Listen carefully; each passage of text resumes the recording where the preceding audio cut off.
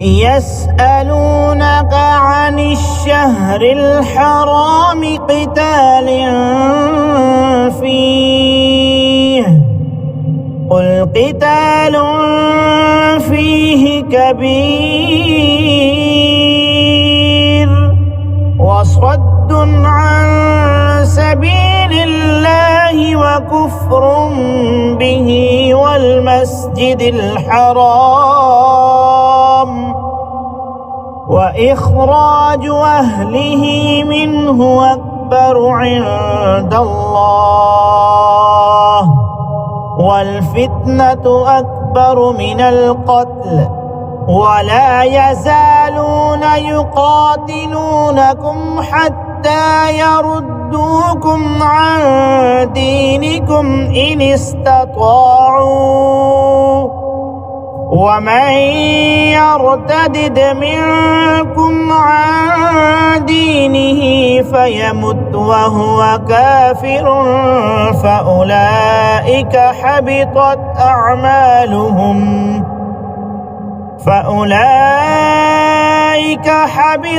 أعمالهم في الدنيا والآخرة وأولئك أصحاب النار هم فيها خالدون إن الذين آمنوا والذين هاجروا وجاهدوا في سبيل الله أولئك يرجون رحمة الله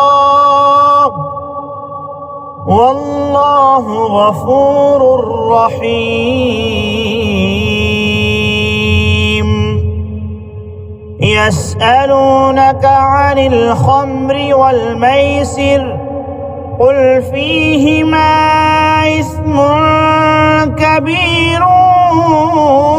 ومنافع للناس وإثمهما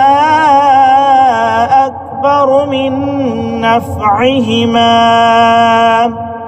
ويسألونك ماذا ينفقون قل العفو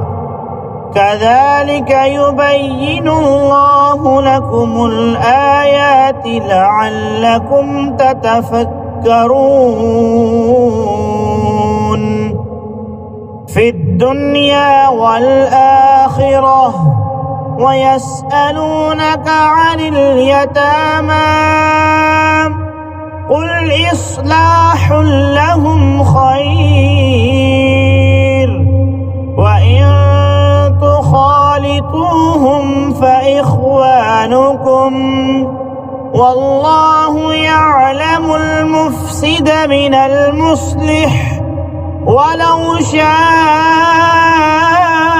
الله لأعنتكم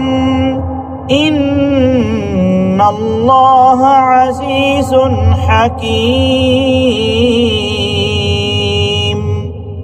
ولا تنكحوا المشركات حتى يؤمن ولأمة مؤمنة خير من مشركة ولو أعجبتكم ولا تنكحوا المشركين حتى يؤمنوا ولعبد مؤمن خير من مشرك ولو أعجبكم أولئك يدعون إلى النار